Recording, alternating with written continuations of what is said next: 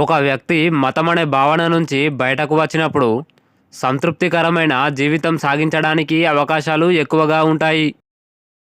అనుమానపడేవాడికి ప్రేమ ఒక సాకు మాత్రమే.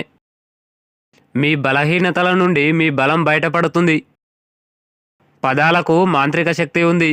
అవి గొప్ప ఆనందాన్ని లేదా తీవ్ర నిరాశను కలిగించగలవు.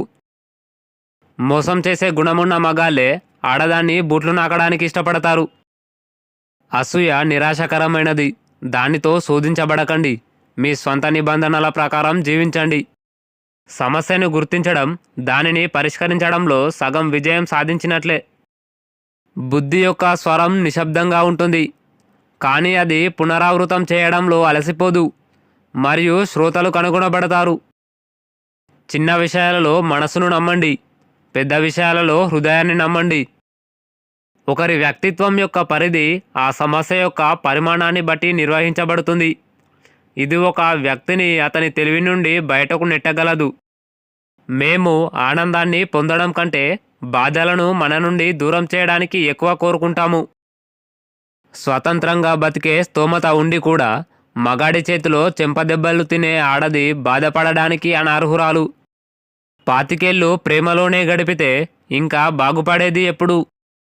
దేశానికో దేవుడు, ప్రాంతానికో ఆచారం, మనిషికో మతం ఉన్నప్పుడు దేవుడి గురించి, దయ్యం గురించి ఎక్కువ ఆలోచించకు. ఎందుకంటే వాళ్ళు ప్రత్యక్షమయ్యి నిన్ను భయపెట్టేంత సీను లేదు వాళ్ళకు.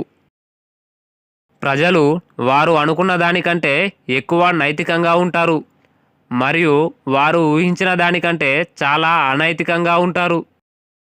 రాయికి బదులుగా అవమానాన్ని విసిరిన మొదటి మానవుడు నాగరికత స్థాపకుడు. నీతి నిజాయితీల కన్నా నీకు ముందు ఉండాల్సింది ఆత్మగౌరవం. మనసు మంచుకొండ లాంటిది. అది నీటిపైన 7వ వంతుతో తేలుతుంది. ఆత్మగౌరవాన్ని వదిలేసిన మరుక్షణమే నువ్వు చనిపోయినట్టు. ఆత్మగౌరవాన్ని దాటి వెళ్ళి ప్రేమించడం, సహాయం చేయడం వెర్రితనం. మీరు బలం మరియు విశ్వాసం కోసం బయట వెతుకుతారు, కానీ మీరు మీ లోపల చూసుకోవాలి. అవి ఎల్లప్పుడూ మీలోనే ఉంటాయి. ఎక్కువ బాధపడే మగాళ్ళంతా ఆడదానికి బానిసాయి ఉంటారు.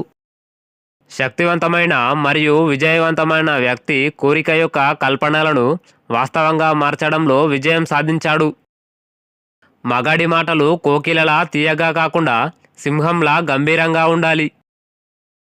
ఆడది 100 మంది ప్రేమను అయినా తట్టుకోగలదు. మగాడు ఒక ఆడదాని ప్రేమనే తట్టుకోలేడు. ఇక్కడ జాగ్రత్త ఉండాల్సింది ప్రేమతో కాదు, ఆడదానితో. మానసికంగా నువ్వు చనిపోయినప్పుడు నమ్మకాలను, నిజాలను, ప్రేమను సమాధి చేసేయి. అప్పుడే నువ్వు శారీరకంగా బతకగలవు. నిన్ను బలహీనపరిచే ప్రతి ప్రేమ, ప్రతి పరిచయం ఏదో ఒకరోజు నిన్ను మానసికంగా చంపేస్తుంది. మూర్ఖులు విన్నా కూడా చెవిటోడిలా వింటారు. అయితే వినడం అనేది ఒక గొప్ప కళ. సెక్స్ లేనివాడు సెక్స్ గురించి మాట్లాడతాడు. ఆకలితో ఉన్నవాడు ఆహారం గురించి మాట్లాడతాడు. పేదవాడు డబ్బు గురించి మాట్లాడతాడు. మరియు మన బ్యాంకర్లు నైతిక విలువల గురించి మాట్లాడతారు. నిజం చెప్పాలంటే చాలామంది స్వేచ్ఛను కోరుకోరు. ఎందుకంటే స్వేచ్ఛ అనేది బాధ్యతతో వస్తుంది. చాలామంది బాధ్యతలంటే చాలు ఉచ్చపోసుకుంటారు. సెక్స్ గురించి ఎక్కువగా మాట్లాడే స్త్రీలను నివారించండి. ఎందుకంటే వారు తరచుగా లేకపోవడం వల్ల మానసిక క్షీణతకు గురవుతారు. ఎవరిని బలవంతంగా నమ్మించలేము, అలాగే ఎవరు అవిశ్వాసానికి బలవంతం చేయలేరు. చరిత్ర అంటే కొత్త వ్యక్తులు పాత తప్పులు చేయడం,